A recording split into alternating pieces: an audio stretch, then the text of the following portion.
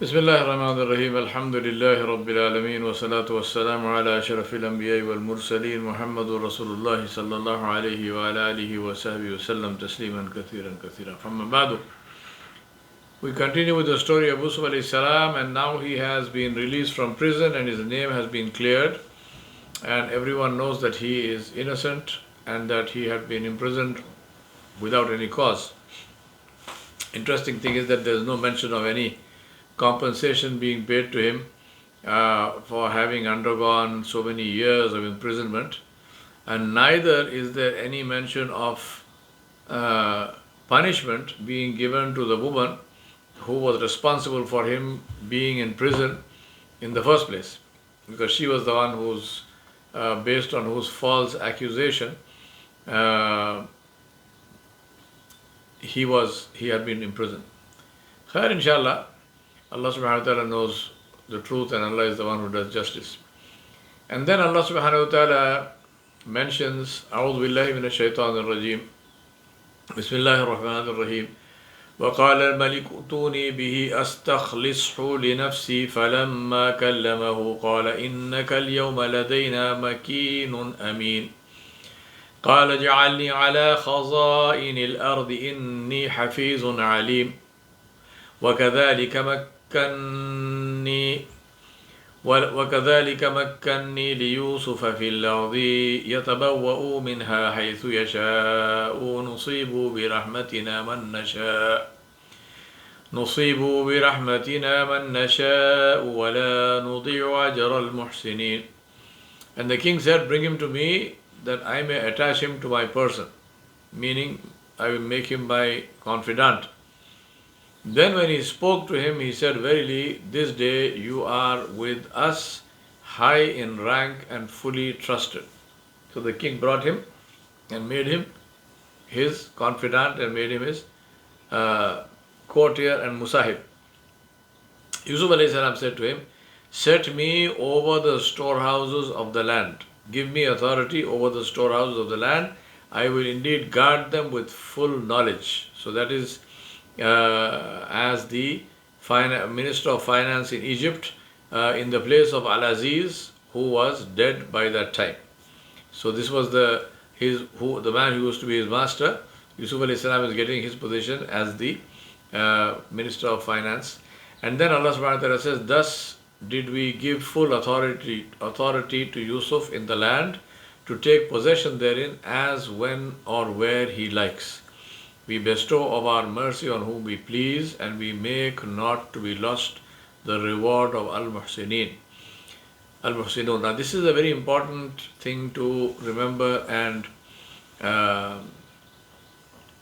be comforted by, that Allah subhanahu wa ta'ala does things in His own time frame. And this time frame Allah knows best, and that is the best for us. Now we are impatient, we don't like that, we want instant results. But instant results are not always the best thing, and instant results don't necessarily give us any real reward, right? They're not necessarily the best thing. In many cases, results that come after some effort are also more attractive, and you like them more because you worked harder for them. Also, another thing is that the ability to delay gratification, that is the ability to wait for results, is a sign of emotional maturity. So wanting instant results and getting frustrated and losing hope, these are actually signs of emotional immaturity. So this is something to think about. Now Yusuf alayhi salam asked for a position as the Minister of Finance, and he said, I have the ability to protect it and I am knowledgeable. So to ask for position, technically speaking, Rasulullah said, do not give imamat to the one who asks for it. Do not give leadership. And imamat is both imamat of salah and imamat as in the as a leader or as a head of state. Rasulullah told us, do not give imamat to the man who wants it, because obviously one aspect of wanting something is because there is some level of personal benefit involved in that. May not be in terms of corruption or something, but it could also be Jaho Jalal, it could be personal reputation, the hunger for popularity, the hunger for power, the hunger for significance, for recognition, all of which are very negative things.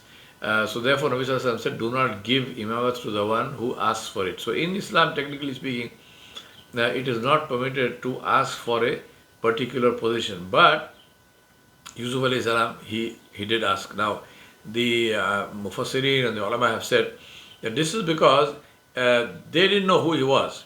So he was the one who was fit for this position, but they did not know that.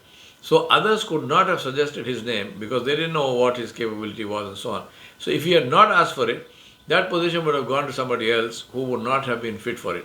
So in that situation, it is permitted to ask for the position in order that the best person may be able to serve the people in the best manner that is possible. Now, obviously, if you look at it in today's world, you might say, well, I apply for a job and then I go to an interview and I say, well, I am capable of this job, so should I do it? Is it haram? It is not haram, it is permitted for the same reason, because people don't know who you are. So when you go and you speak and you say, well, this is what I can do, this is my track record, this is my experience, this is what I have achieved in the past, and therefore this is how I can benefit you. There is nothing wrong in doing that. But always we err on the side of caution, we draw a line, and we do not overdo this. So we do not, turn this into like an election campaign canvassing thing where constantly you are trying your best to be in the public eye and constantly taking pictures. We see this as it's very crass and very shameful and despicable that people take pictures when they are giving something in charity to somebody. You have these selfies of this you handing over something to a poor person, and this poor person is taking it, or you are. I've seen some disgusting things. People donating wheelchairs to people who are handicapped. They actually stand on a stage and the wheelchair is on top of the stage, and they have this handicapped person literally crawl up the stairs of that stage, and then they give them the wheelchair and they sit in the wheelchair, and everything is videoed, and it is photographed. Very, very shameful. So stay far away from these things. Right? Somebody accepts Islam, there's a big video about this. Oh, this person is accepting Islam. One person. In the time of the Sahaba, the entire country became Muslim. Nobody was taking videos and photos of that. Right? Nobody even recorded it. So very important for us to ensure that our ikhlas is not destroyed in this whole issue of publicity. And Rasulullah said that two wolves, think about this, two wolves in a flock of sheep, in a sheep pen, if two wolves get into a flock of sheep, they are less harmful than a man seeking money or fame in the work of religion, in the work of deen. Somebody who wants money and somebody who wants fame for the work of dawah, for the work of teaching Islam, Nabi Sallallahu Alaihi Wasallam said this is worse than two wolves in a pack, in a sheep pen, who are just let loose there and they are destroying the sheep. That is less harmful than seeking money and fame in the work of deen. So very, very important for us to keep this in mind. So Allah subhanahu wa ta'ala established Yusuf alayhi salam in the land with full authority. But Allah still says that the reward in the akhirah is even better than this. Right? And this is why we must remember this. Allah said, وَلَأَجْرُ الْآخِرَةِ خَيْرٌ لِلَّذِينَ آمَنُوا وَكَانُوا يَتَّقُونَ. And verily the reward of the hereafter is better for those who believe and who have taqwa, and who basically have belief and taqwa. آمَنُوا وَكَانُوا يَتَّقُونَ. People who believe and who have taqwa, who are conscious of and afraid of displeasing Allah subhanahu wa ta'ala. Now this famine then came. So after 7 years, think about all this timeline as well, right? It's so 7 years of plenty. Yusuf alayhi salam is getting appointed at the beginning of that period. So 7 years have passed. Now the 7 years of famine have started. And we don't know now whether it was year 1 or year 2 or year 7, during which the rest of this whole story happened. So the famine affected obviously other people as well, not only the people of Egypt. People were suffering from famine in all areas except Egypt, because in Egypt Yusuf alayhi salam was managing the affairs. So during these 7 years he had collected the corn, he had stored it, and he stored it in a way where the corn doesn't go bad, which is if it is stored on the cob itself. If it is stored just as seeds, then they go bad, but if it is stored on the cob, then it does not go bad. Incidentally, this is how corn is stored all over the world. We know this today, but this is we are talking about 3,000 years ago or something. Wallahu alam. But people, other places, Syria and all of those other areas, people were in great hardship. Allah subhanahu wa ta'ala puts blessing if there is justice. And so even though Egypt was the center of famine, because there was justice in Egypt, Allah subhanahu wa ta'ala put barakah in the affairs of Egypt, so that Egypt was able to feed itself and others also. Imam Ahmad rahmatullahi alayhi said that we were opening some of the storage of the Banu Umayyah, and we found a mustard seed which was the size of a date seed. On the sack in which it was found, it was written, "This used to grow in the time of Umar bin Abdul Aziz when there was justice in the land." Imagine, mustard seed is so small. This was as big as a date seed. Allah subhanahu wa ta'ala then tells us the rest of the story. وَجَاءَ إِخْوَةُ يُوسُفَ فَدَخَلُوا عَلَيْهِ فَعَرَفَهُمْ وَهُمْ لَهُ مُنْكِرُونَ وَلَمَّا جَهَّزَهُمْ بِجَهَازِهِمْ قَالَ ائْتُونِي بِأَخٍ لَكُمْ مِنْ أَبِيكُمْ أَلَا تَرَوْنَ أَنِّي أُوفِي الْكَيْلَ وَأَنَا خَيْرٌ مُنْزِلِينَ فَإِنْ لَمْ تَأْتُونِي بِهِ فَلَا كَيْلَ لَكُمْ عِنْدِي وَلَا تَقْرَبُونَ قَالُوا سَنُرَاوِدُ عَنْهُ أَبَاهُ وَإِنَّا لَفَاعِلُونَ. Yusuf alayhi salam's brethren came and they entered unto him, meaning they came in his presence, and he recognized them, but they did not recognize him. Now it's understandable, because Yusuf alayhi salam, the last they saw him was he was a little boy. Maybe he was 6-7 years old, Allah knows best. And now he is the minister, so obviously in all his grand splendor and a full grown man, they didn't recognize him. But of course he knew who they were, he recognized them. And when he had furnished them forth with provisions according to their needs, they came asking him for food, so he gave them all that they wanted. And he said, "Bring me a brother of yours from your father." And he meant his own brother, Binyamin. The other brothers, the older brothers, were all his step brothers. His own brother was Binyamin. He said, "Do you not see that I give full measure and that I am the best of hosts?" So he said, you can see that I'm a hospitable person, so bring your other brother also. And then he said, "If you do not bring him, then there will be no corn for you with me, nor shall you come near me." So he's also now putting some pressure on them. He said, "If you don't bring him, then I will not give you anything more in the future." They said, "We will try to get permission from him, from his father, but verily we shall do it." So they are also stuck in a hard place. Now Yusuf alayhi salam used to give 1 camel load per head. So he gave them 10 camel loads because there were 10 of them. Then he talked to them about their family. So they told him that there were actually 11 brothers. So this is how the brother story came. So he knows the whole thing, but he's just asking them things. So he gave them, there were 10 of them that came, he gave them 10 camel loads. And he said, "So how many of you are there?" and so on. So they said, "Well, we are actually 11. But the one brother, our father does not let him go. So he is with the father, only 10 of us came." So he said to them, "Well, take 10 camel loads, but if you bring a brother, you will get 1 more camel load. So I'll give you 11 camel. But if you don't bring him, you will get nothing." So he is using what is called targhib and tarhib, the carrot and stick, incentive and threat, to persuade them.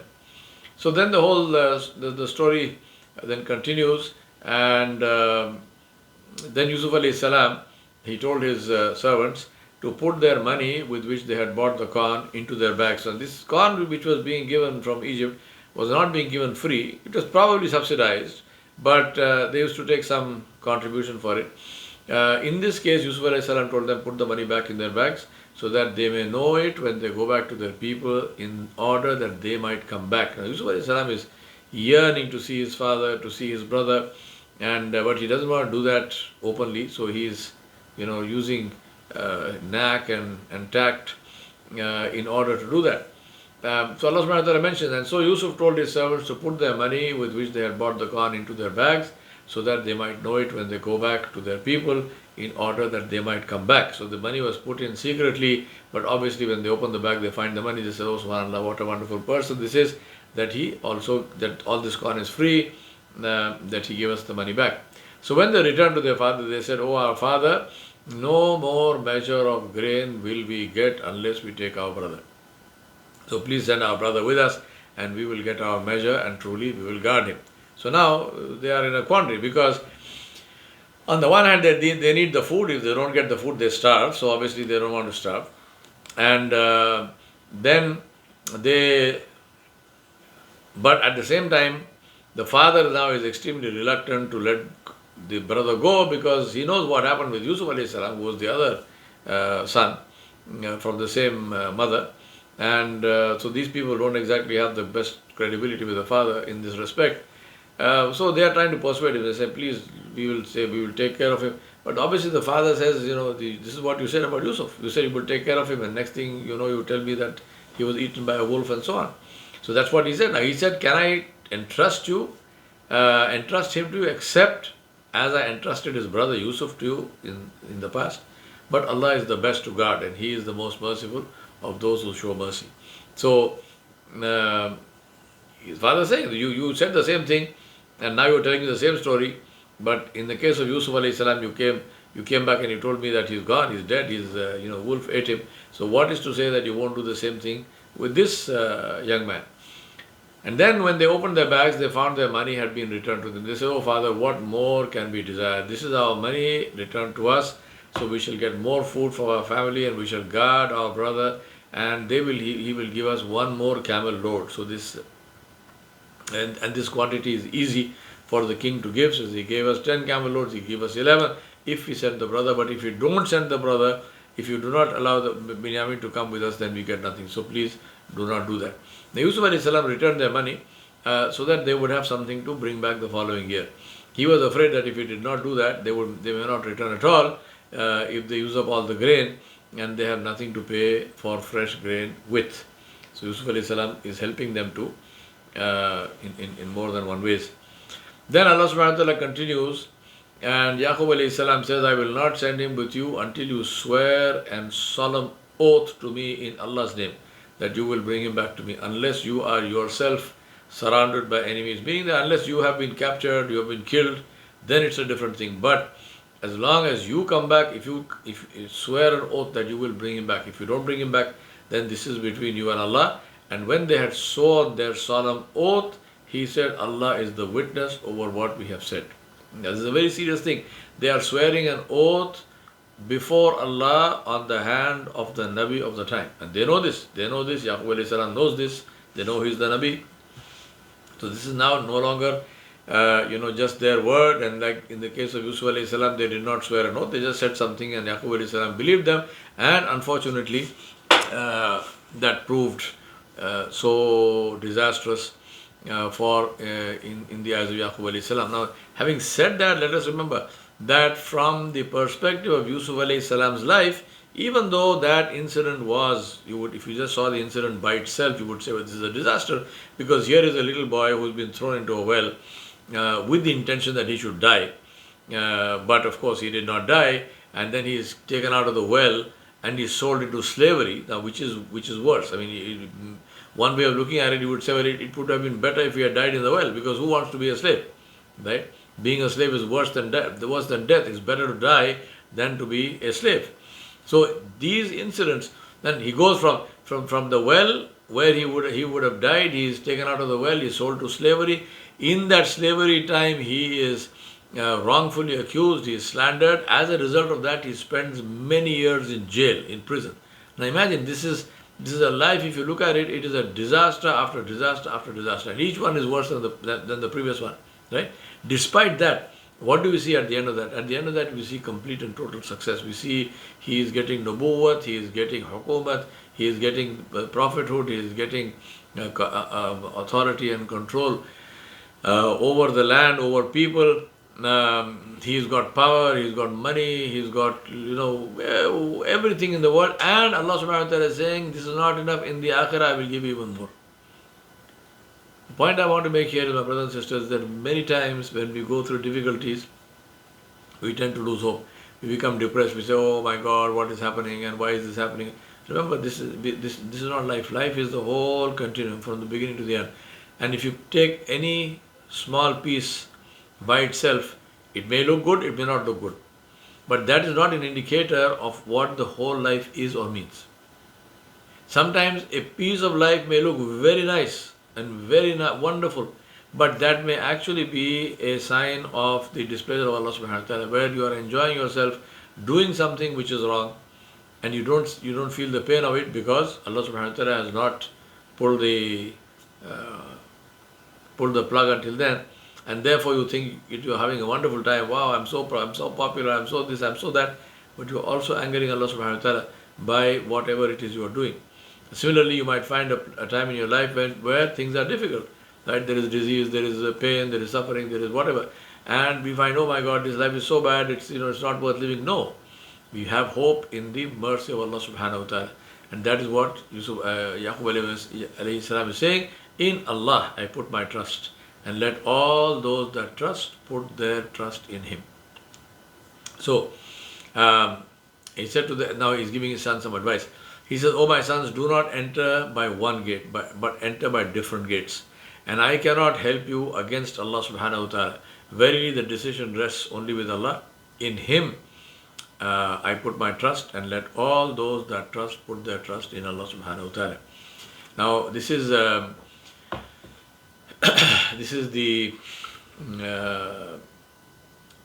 advice of Yaqub alayhi salam, because these were the sons of Anbiya. They were very handsome, they were big, they looked like warriors, and if all of them together entered Egypt from one door, these are times when these things were important.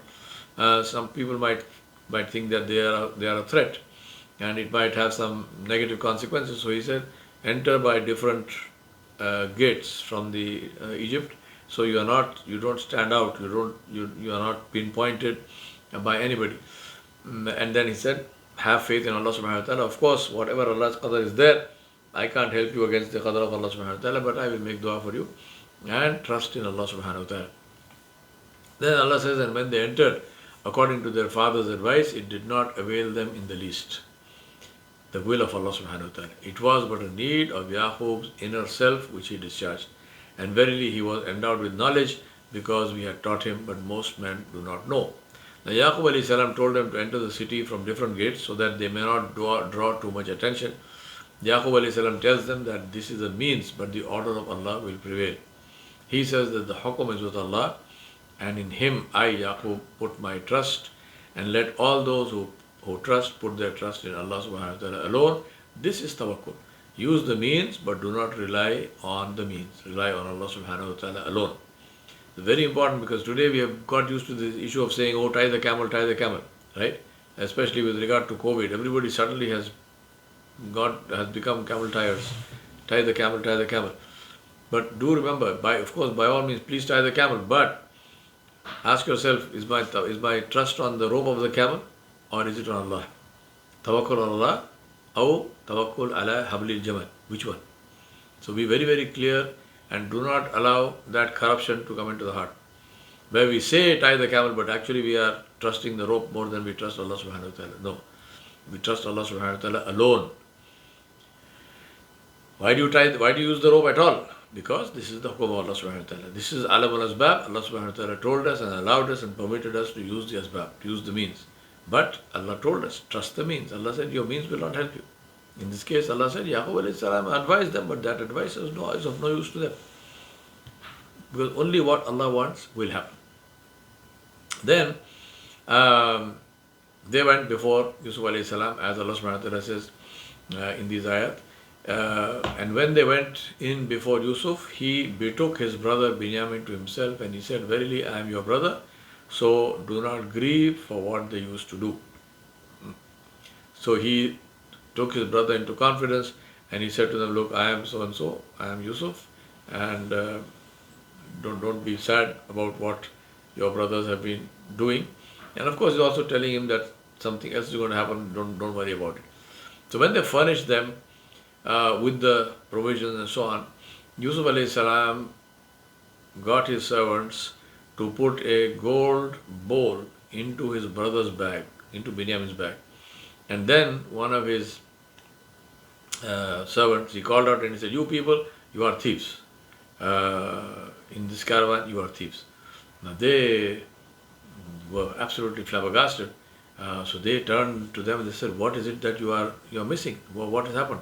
What are we supposed to have stolen?" They said, "We are missing the golden bowl of the king. And for the one who produces it, the reward is of a camel load, and I will be bound by it." So he said, "I will give you one camel load of provisions if you can find this bowl. This bowl belongs to the king." Now this is a very serious matter, because it's, first of all, it's theft, and secondly, it's theft of something which is so serious and which belongs to the king. So they said, "By Allah, indeed you know that we did not come to make mischief in the land, and we are not thieves." Right? And these are the children of Anbiya alayhi salam. They are the sons of Yaqub alayhi salam. So the Yusuf alayhi salam's men said, "Then what shall be the penalty of him if you are proved to be liars?" Right? And this whole thing is a game. They have set up, these people have been set up, and they have fallen into the trap. They don't know that, but of course Yusuf alayhi salam knows it, because he is the one who set it all up. So they said, "If you are caught, and if this thing is recovered from you, then what's the penalty?" The brothers said that the penalty should be that the one in whose bag it is found should be held for punishment of the crime. Thus we punish the Zalimun. He said, this is the law that we follow, which is that the one who stole it is the one who should be punished. So Yusuf alayhi salam then said, "Okay, search the bags." And before the bag, and search in their bags before the bag of his brother. So they left the Binyamin's bag till the end, and then they brought it out of his brother's bag. So when they came to Binyamin's bag, there was a bowl. Obviously, they put it there, so it was there. Allah says, "Thus did we plan for Yusuf. He could not take his brother by the deen of the king as a slave, except that Allah willed it." So Allah subhanahu wa ta'ala made the brothers to bind themselves with their way of punishment, which is enslaving a thief. "We raise to degrees whom we please, but over all those endowed with knowledge is the all-knowing Allah subhanahu wa ta'ala." So obviously Yusuf alayhi salam could not have just simply retained his brother. He couldn't have said, "Well, I'm keeping him here, I'm not sending him away," without revealing who he was. So Allah subhanahu wa ta'ala caused him to make this plan, whereby the brother was falsely implicated in this theft, and thereby now, and he got the brothers themselves to say, "What is the punishment?" They said, "The punishment is that the thief should be enslaved." They said, "Well, here is the thief. The thief is your brother, so therefore now he is a slave." Now these brothers, they got obviously very afraid, very worried, because they had sworn to the father to say they'll bring him back. But now this has happened, and he can't go back, because he's going to be kept back in Egypt. So Yusuf alayhi salam's brothers, they said, "If he steals, there was a brother of his who also stole before him." Now this is a very serious thing. Yusuf alayhi salam obviously did not steal anything. They were the ones who caught him and threw him into the well, but they now want to blame him and cast a false aspersion, false slander on him. So they said, if he steals, well, he's like his brother. His brother also used to steal. But these things Yusuf alayhi salam kept in himself, did not reveal the secrets to them. And he said within himself, "You are in the worst case, and Allah knows best the truth of what you assert." Now imagine the hilm, the sabr of Yusuf alayhi salam, the self-control of Yusuf alayhi salam. He didn't fly off the handle. He didn't say, "You are a bunch of liars and this is what you have done," and so on, so on. No. He kept quiet. He listened to this thing, because they are now accusing him in front of his face and accusing him falsely. Now the lessons, many lessons. Allah subhanahu wa ta'ala called the law of the king of Egypt as the Deen al-Malik. He did not say Qanun al-Malik. Law is Deen. In the secular system, we are taught to separate religion from normal life. This is a very big threat which must be recognized and combated by bringing Islam into every aspect of our lives. Otherwise, we will be committing shirk by mixing Allah subhanahu wa ta'ala's commands with our own man-made rules. Islam does not permit this. It is the duty of the Muslim to establish the law of Allah subhanahu wa ta'ala in the land and to continue to make the effort for this all his life. Now, obviously, if there are rules in the land which are good for people, we definitely follow them, we don't break them. But where there is a law of Allah, we do not follow some other law. For example, in Islam there is a law of inheritance. So we follow that law, we do not follow some other law. Right? So whatever law is there which is within our control. Now you might say, well, what about the criminal code of Islam which directs certain kinds of punishments? Well, that is not in our control. That is, criminal code is for the state to implement. So if there is a state which is a Muslim state which is running on Islamic laws, they will implement that. It's not for us to chop anybody's hand or to chop anybody's neck, because that happens to be the punishment for the crime in Islam. Because to implement the punishment, to enforce law, is not the job of the individual person. It is the job of the state. So please get this very clear in your mind. There is no lynching in Islam. There is no vigilantism in Islam. There is no taking the law into your own hand and saying, this is what Islam orders. Islam orders it for a particular situation, for a particular person or authority. So all criminal laws, law enforcement is the job of the state. Where there is no Muslim state, then Islamic criminal laws will not apply. Right? So let us get this clear in our minds. So, two principles: public effect of the crime and the heinous nature of the crime. Punishments are based on that. Islam is more concerned about the one who has been transgressed against rather than the criminal. So also in civil law, Islamic law promotes social responsibility, family cohesion and concern for one another, and therefore division of responsibility for the common good and accountability to Allah subhanahu wa ta'ala. This is the beauty of the Islamic system. We ask Allah subhanahu wa ta'ala to help us to understand this deen and to help us to live by this deen, inshallah, in a way that is beneficial to us in this dunya wal akhirah. Wa sallallahu ala nabiyil kareem wa alihi wa sahbihi ajma'in bi rahmatika ya arhamar rahimin.